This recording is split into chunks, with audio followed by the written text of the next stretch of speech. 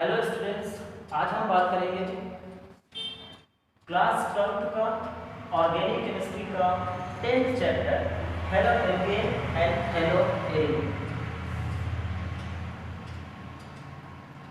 क्या है halo alkane? Hello means halogen. Halogen कहाँ से डिस्क्राइब होता है? हेलोजन तत्व डिस्क्राइब होते हैं 17वें समूह के तत्वों से। जब हम पीरियोडिक टेबल में पी ब्लॉक के तत्व रिमेंबर करते हैं तो 17वें समूह के तत्व में फ्लोरीन, क्लोरीन, ब्रोमीन, आयोडीन और एस्टेटीन आता है।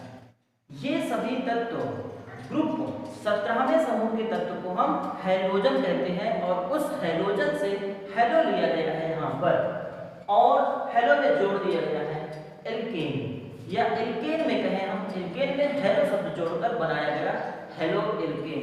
एल्केन क्या है? एल्केन एक हाइड्रोकार्बन है। एल्केन का फॉर्मूला CnH2n+2। एल्केन की सीरीज आप सबको याद होगी।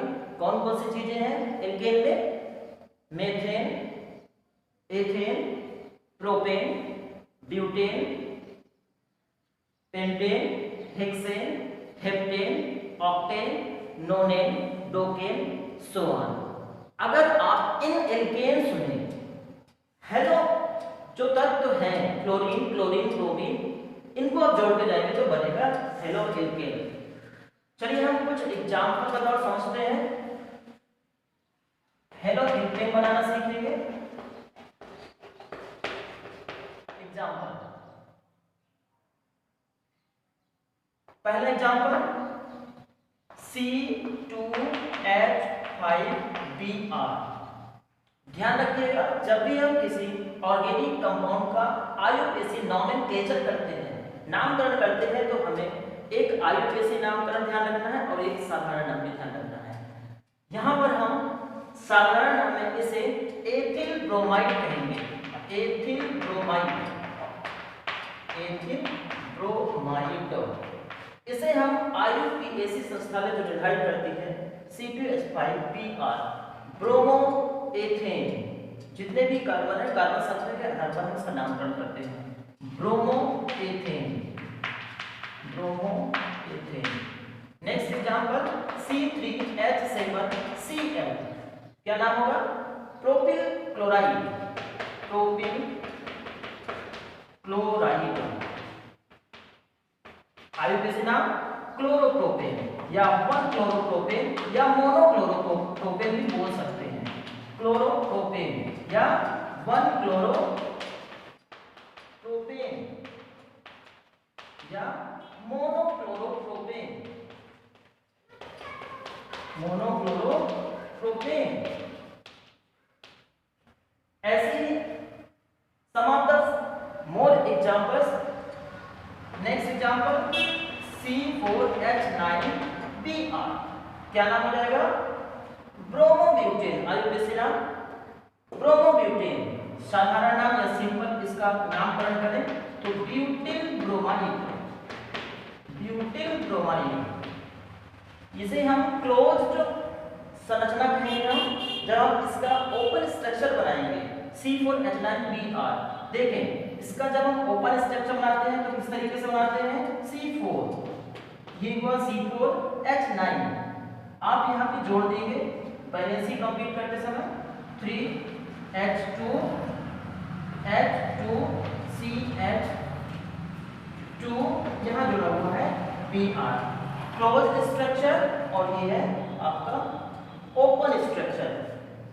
इसको कहेंगे हम ब्यूटिल ब्रोमाइड या ब्रोमोब्यूटेन। या चूंकि जब एक ही ब्रोमीन जुड़ा हो, एक ही एलिमेंट जुड़ा हो, एक ही हैलोजन जुड़ा हो, उसे हम मोनो शब्द पुकारेंगे तो ये हो जाएगा मोनोब्रोमोब्यूटेन या ब्यूटिल ब्रोमाइड। तो इस प्रकार से हम हेलो एल्केन का नाम सीखते हैं। तो समझ में आया हेलो एल्केन क्या है? जब हैलोजन तत्व एल्केन से जोड़ दिए जाते हैं तो बनता है हेलो एल्केन। उसके आपने कुछ एग्जाम्पल्स देखे तो इसे आप राइट कर लेंगे कॉपी पर। हम आज हेलो एल्केन में हेलो एल्केन बनाने की विधियां और रासायनिक गुण पढ़ेंगे।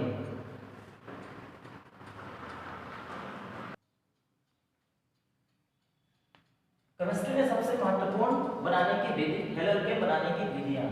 तो यहाँ पे हम लिखेंगे method of preparation, method of preparation.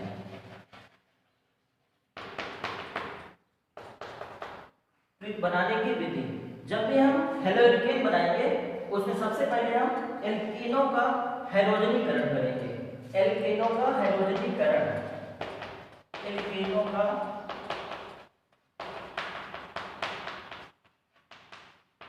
हेलोजनीकरण, एल्केनों का हेलोजनीकरण।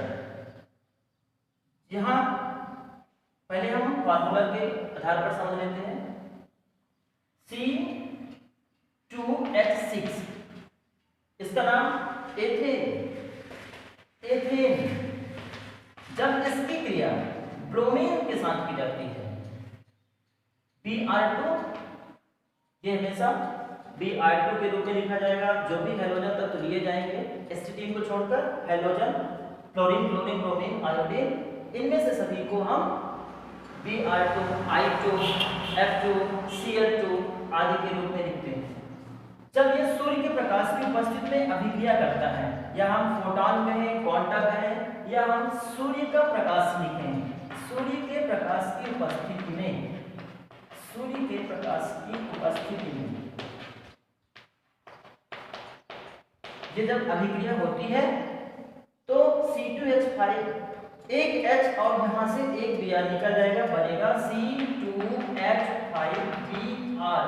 अभी हमने इसको सीखा था आयोडीन से नामकरण में, क्या नाम होगा इसका? एथिल ब्रोमाइड या ब्रोमो एथेन, और निकलेगा HBr, हाइड्रोब्रोमिक एसिड या हाइड्रोजन ब्रोमाइड। इसका नाम लिख देंगे यहाँ पर एथिल ब्रोमाइड। एथिल ब्रोमाइड लिखे हैं या ब्रोमो एथेन, ब्रोमो एथेन। तो ये पहली है बनाने की विधि, तब तक आप इसको नोट करें। दूसरी बनाने की विधि हम पढ़ेंगे एल्कीनों से। आइए हम हेलोजन बनाने की दूसरी विधि पढ़ते हैं। दूसरी विधि है एल्कीन से। एल्कीन, एल्कीन का सूत्र क्या है? CnH2n, alkene. यहां पर हम एथीन का यूज करेंगे या प्रोपेन का यूज करेंगे। जितने भी निम्नतर सदस्य एल्कीन होते हैं उनका यूज किया जाता है। यहां पर हम प्रोपेन का यूज करते हैं। CH3 CH double bond CH2 1 2 3 प्रोपॉन। यहां पर जब हम काउंटिंग करेंगे, जहां से डबल बॉन्ड नजदीक होता है वहां पर नंबरिंग कर देते हैं 1 2 3। तो यहां पर हो जाएगा प्रोपीन या प्रोपीन। इसे हम प्रोपिलीन भी कहेंगे, इसे हम प्रोपिलीडीन भी कहेंगे, और प्रोपीन तो कहते हैं, या इसका प्रोप1इन। 1 क्यों? अगर हम नंबरिंग करते हैं तो जहां पर डबल बॉन्ड नजदीक होगा वहीं से नंबरिंग शुरू करते हैं, तो वो एक नंबर डबल बॉन्ड एक पहले कार्बन पे जुड़ा हुआ होता है।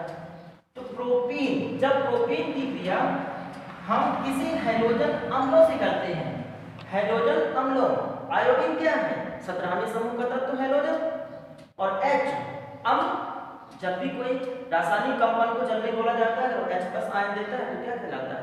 अम्ल, एसिड कहते हैं उसको। HI हाइड्रोजन आयोडाइड से क्रिया होती है। हम हेलोजन बनाने की दूसरी विधि पढ़ रहे हैं। यहां पर जब द्विबंध से जुड़े हुए 2 कार्बन में से, यहां पर देखिए डबल बॉन्ड है, डबल बॉन्ड से 2 कार्बन जुड़ा हुआ है। एक कार्बन से जुड़ा हुआ हाइड्रोजन, उसकी संख्या ज्यादा है, और दूसरे कार्बन से जुड़े हुए हाइड्रोजन की संख्या कम है। तो यहां पर हाइड्रोजन अम्ल का ऋणात्मक भाग अर्थात आयोडीन वाला सिरा अगर द्विबंध से जुड़े हुए उन दोनों कार्बन में से उस कार्बन पर जुड़ता है जिसमें हाइड्रोजन की संख्या कम होती है, तो इसे मार्कोनिकोव का नियम कहते हैं। फिर से एक बार सुन लेंगे। जब डबल बॉन्ड से जुड़े हुए दोनों कार्बन में से उस कार्बन पर ऋणात्मक भाग, हाइड्रोजन अम्ल का ऋणात्मक भाग, हाइड्रोजन आयोडाइड का आयोडीन वाला सिरा उस कार्बन से जुड़ता है जिसमें हाइड्रोजन की संख्या कम होती है, उसे मार्कोनिकॉफ का नियम कहते हैं। चलिए इसको बनाते हैं हम। यहां पर देखिए CH3, CH, इस C से जुड़ जाएगा आयोडीन, यहां पर हम आयोडो उच्चारित करेंगे और सिंगल बॉन्ड CH2 था, हाइड्रोजन उससे ऐड हो जाएगा और बन जाएगा CH3। ये एक प्रकार का हेलो एल्केन हुआ। क्या नाम हो जाएगा इसका? आयोडोप्रोपेन। लेकिन इसका सही नाम बनाएंगे 1 2 3, 2 से जुड़ा हुआ है आयोडो, 2 आयोडोप्रोपेन, 2 आयोडोप्रोपेन। कौन सा नाम? तो इस रिएक्शन को हम मार्कोनिकॉफ का नियम कहते हैं। अगर इसी अभिक्रिया को propene CH3 CH double bond CH2, इसी अभिक्रिया में यदि हम हाइड्रोजन आयोडाइड या हाइड्रोजन अम्ल से क्रिया कराते हैं तो उसका ऋणात्मक सिरा यदि द्विबंध से जुड़े हुए, डबल बॉन्ड से जुड़े हुए उन दोनों कार्बन में से उस कार्बन पर जुड़ता है जिसमें हाइड्रोजन की नंबर्स ज्यादा है, हाइड्रोजन की संख्या ज्यादा है, तो इसे हम इस नियम को एंटी मार्कोनिकॉफ का नियम कहते हैं। चलिए इसको पूरा कर लेते हैं। जब भी ये रिएक्ट होगा हाइड्रोजन आयोडाइड से, इसका नाम है propene, react with hydro iodide या हाइड्रो आयोडिक एसिड या हैलोजन एसिड। इसका आयोडीन वाला सिरा इस बार कार्बन जिसमें हाइड्रोजन की नंबर्स ज्यादा होगी उस पर अटैक करेगा। CH3 CH single bond CH2 iodine, जो Hi है उसका H इस कार्बन के साथ जुड़ जाएगा। यहां पर दूसरा हेलोकेन बनेगा, इसको हम आइसोमर्स बोलते हैं। इस नियम को एंटी मार्कोनिकॉफ का नियम कहते हैं। इसे हम एंटी मार्कोनिकॉफ का नियम, इसका नाम लिखते हैं 1 आयोडोप्रोपेन। इसका नाम हो जाएगा 1 आयोडोप्रोपेन। जो ऊपर लिखी हुई रासायनिक अभिक्रिया है उसे हम मार्कोनिकॉफ का नियम, और जो नीचे लिखी हुई अभिक्रिया है उसे हम एंटी मार्कोनिकॉफ का नियम। तो समझ में आया कि दोनों में डिफरेंस क्या है, दोनों में फर्क क्या है। एक में आयोडीन वाला सिरा उस कार्बन से जुड़ता है जिसमें हाइड्रोजन की नंबर कम होती है, और दूसरे में हाइड्रोजन की नंबर ज्यादा होने वाले कार्बन के साथ अटैक करता है आयोडीन, और इस नियम को एंटी मार्कोनिकॉफ का नियम कहते हैं। ये हेलो एल्केन बनाने की दूसरी विधि थी। अब हम हेलो एल्केन बनाने की तीसरी विधि सीखेंगे एल्कोहल से। पहली विधि हमने सीखा एल्केन्स का हाइड्रोजन जब एल्केन्स सूर्य के प्रकाश की उपस्थिति में हेलोजनीकरण करता है, ब्रोमीनीकरण करता है, आयोडीनीकरण करता है, तब भी हेलो एल्केन बन रहा था। और दूसरी विधि में आपने सीखा एल्कीन। अब हम तीसरी विधि लेकर आ रहे हैं एल्कोहल से। एल्कोहल आपने तो इसे सुना ही होगा, एल्कोहल भी बोलते हैं।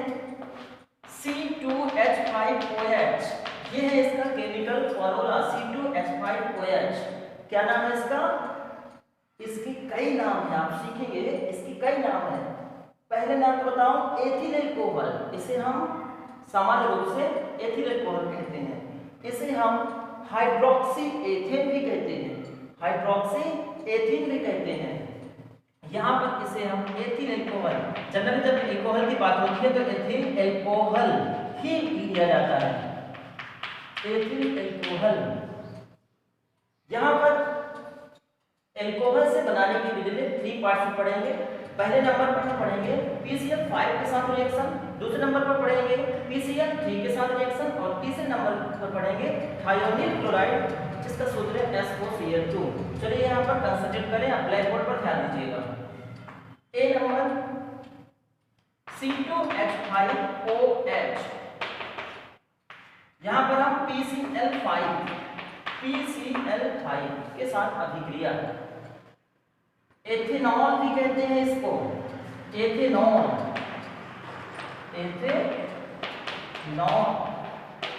एब्सोल्यूट एल्कोहल भी बोलेंगे। तो देखिए यहाँ पर phosphorus pentachloride, when the reaction ethanol react with phosphorus pentachloride we have to make, क्या बनाना है हमको, हेलो एल्केन। क्या बनेगा, देखिए यहाँ पर जब ये अभिक्रिया होती है तो यहाँ का एक क्लोरीन, यहाँ का एक क्लोरीन C2H5 के साथ जुड़ जाएगा, क्या बनेगा, एथिल क्लोराइड, एथिल क्लोराइड। और एक यहाँ का H और यहाँ का Cl, HCl भी निकलेगा, हाइड्रोक्लोरिक एसिड। इसको हम म्यूरिएटिक एसिड भी कहते हैं, इसको हम उदहरिक अम्ल भी कहते हैं। आपको पता होगा ये जब आमाशय में स्रावित होता है अम्ल के रूप में तो गैस्ट्रिक प्रॉब्लम होती है, इसको हाइड्रोक्लोरिक एसिड भी कहते हैं। बाकी और बचा हुआ पार्ट कौन सा होगा, POCl3, POCl3 क्या नाम होगा इसका, फास्फोनिल क्लोराइड। यहां पर आप लिख सकते हैं फास्फोनिल क्लोराइड, फास्फोनिल क्लोराइड। तो आपने देखा जब भी हम एल्कोहल की, एथेनॉल की PCl5 के साथ अभिक्रिया कराते हैं तो हमें एथिल क्लोराइड प्राप्त होता है और सब्सटेंस के रूप में हाइड्रोक्लोरिक एसिड और POCl3 फास्फोनिल क्लोराइड प्राप्त होता है। इसका दूसरा पार्ट PCl3 के साथ अभिक्रिया, जब भी हम C2H5OH की क्रिया, एथेनॉल की क्रिया, एथिल अल्कोहल की क्रिया PCl3 के साथ करते हैं तब भी हमको एल्केन्स प्राप्त होता है, एल्किन हैलाइड प्राप्त होता है। तो देखते हैं यहाँ पर कौन सा एल्किन हैलाइड प्राप्त होगा, C2H5, इसका एक क्लोरीन अगर हम निकालते हैं तो इसको हम पहले बैलेंस कर लेते हैं। यहाँ पे देखिए 3 क्लोरीन है, अगर हमारे पास यहाँ C2H5 एक है तो इसको भी हम 3 बैलेंस बना लेते हैं, तो 3 C2H5 और 3 क्लोरीन। तो देखिए क्या निकलेगा, C2H5Cl, 3 भी निकल चुके हैं यहाँ पर। अब आपके पास देखें 3 ऑक्सीजन, 3 हाइड्रोजन और एक फास्फोरस बचा हुआ है, तो निकल जाएगा H3PO3 ऑर्थोफॉस्फोरस एसिड। इसका क्या नाम हुआ, एथिल क्लोराइड, एथिल क्लोराइड। और इसका नाम हुआ फास्फोरस अम्ल, फास्फोरस अम्ल। इसे अब तक नोट करेंगे। तीसरा है इसी का SOCl2 के साथ अभिक्रिया। यहां पर ध्यान देंगे SOCl2 का नाम thionyl chloride, thionyl chloride, thionyl chloride क्या होगा, पुनः अल्कोहल से बनाएंगे C2H5OH, ethanol, ethyl alcohol, monohydroxy ethane, 1 hydroxy ethane, ethyl hydroxide, जो भी नाम कहें आप, इसका एथेनॉल सिंपल सा अल्कोहल, इसकी क्रिया SOCl2, ऊपर लिखा हुआ इसका नाम थायोनिल क्लोराइड। जब भी ये रिएक्ट होगा क्या फॉर्म होगा, C2H5, एक क्लोरीन यहाँ पर निकाल देंगे, C2H5Cl, लिखा हुआ ऊपर का एथिल क्लोराइड, इसको हम एथिल क्लोराइड कहेंगे। यहाँ से एक हाइड्रोजन और यहाँ से एक क्लोरीन, हाइड्रोजन क्लोराइड निकल जाएगा और SO2, सल्फर डाइऑक्साइड। आप सुनते ही होंगे SO2, green house effect, atmospheric pollutions में SO2 और SO3 की भूमिका क्या है। तो यहाँ पर एल्कोहल से 3 पार्ट से हमने हेलोल्केन्स बनाने की मेथड सीखी। पहला नंबर है react with PCl5, react with PCl3 phosphorus trichloride and react with SOCl2 thionyl chloride.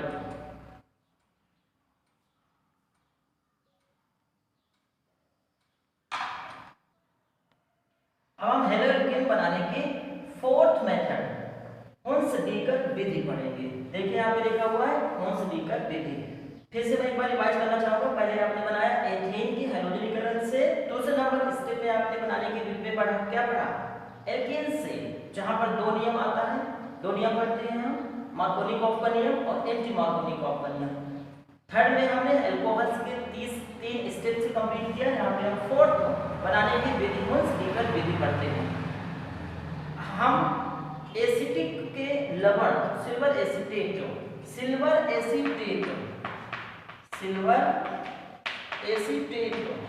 क्या है इसका सूत्र? Acetate CH3COO Ag silver acetate. Acetic अम्ल का के सिल्वर का लवण ही है, तो सिल्वर एसीटेट की क्रिया जब ब्रोमीन के साथ की जाती है, सिल्वर एसीटेट की क्रिया ब्रोमीन के साथ, किसकी उपस्थिति में? कार्बन टेट्राक्लोराइड, एक प्रकार का कार्बनिक अध्रुवीय विलायक है। कार्बन टेट्राक्लोराइड की प्रेजेंस में अभिक्रिया होती है, तो यहां पर CH3Br मेथिल ब्रोमाइड प्राप्त होता है। मेथिल ब्रोमाइड या ब्रोमोमेथेन प्राप्त होता है, ब्रोमोमेथेन कहेंगे। और देखिए सहायक उत्पाद के रूप में कौन कौन से केमिकल फॉर्मूला निकलते हैं यहाँ पर? Ag एक ब्रोमीन है, यहाँ पर AgBr सिल्वर ब्रोमाइड। आपको पता है सिल्वर ब्रोमाइड का यूज कहाँ पे किया जाता है? सिल्वर ब्रोमाइड का यूज फोटोग्राफी में, फोटो क्लियर करने के लिए इसको यूज किया जाता है, सिल्वर ब्रोमाइड। और एक और एग्जांपल, जब हम सॉलिड स्टेट वाले चैप्टर से पढ़ते हैं तो सिल्वर ब्रोमाइड, यहाँ पर एक फ्रेंकल त्रुटि और शॉर्ट की त्रुटि, तो दोनों त्रुटियों के लिए ये एग्जांपल आप ध्यान रखिएगा, सिल्वर ब्रोमाइड। और देखिए कौन सा सहायक उत्पाद निकल रहा है? CO2 gas. इस प्रकार मेथिल ब्रोमाइड प्राप्त होता है हुंसडीकर।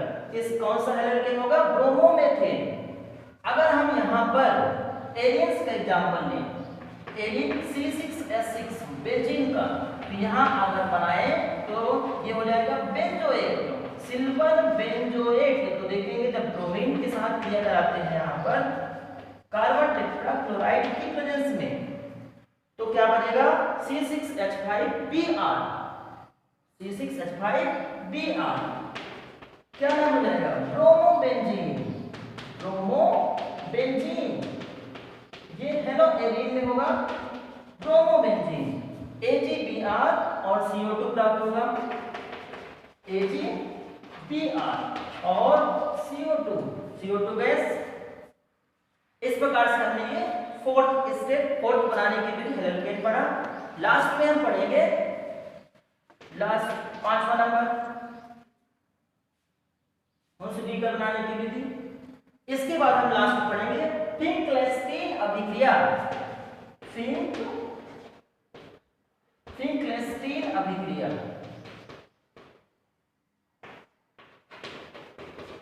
इसको हम हैलाइड विनिमय अभिक्रिया भी कहते हैं। हैलाइड विनिमय अभिक्रिया, विनिमय मींस एक्सचेंज। देखिए यहाँ पर हैलाइड विनिमय C2H5Br ब्रोमोएथेन, यदि इसकी क्रिया सोडियम आयोडाइड के साथ करा दी जाए, सोडियम आयोडाइड, तो यहाँ पर हैलोजन समूह एक दूसरे से विनिमय करेंगे, एक्सचेंज रहेंगे। ये यहाँ पर आ जाएगा और ये ब्रोमीन एक्सचेंज होकर सोडियम के साथ जुड़ जाएगा। इस अभिक्रिया को फिंकलेस्टीन अभिक्रिया कहते हैं, इसे हैलाइड विनिमय अभिक्रिया भी कहते हैं। तो यहाँ पे बन जाएगा C2H5I, पहले क्या था? ब्रोमोएथेन, अब क्या बन गया? आयोडोएथेन, और यहाँ पर सहायक उत्पाद के रूप में NaBr प्राप्त होगा। तो यहाँ पर हमने आज सीखा हेलोएल्केन बनाने की प्रमुख 5 विधियां। इसके बाद हम केमिकल प्रॉपर्टीज ऑफ हेलोएल्केन में चलेंगे, तो उसे पढ़ने के लिए हम नेक्स्ट वीडियो पर ध्यान देंगे। अभी तक के लिए फिंकलेस्टीन अभिक्रिया तक बनाएंगे, नोट्स प्रिपेयर करेंगे। धन्यवाद।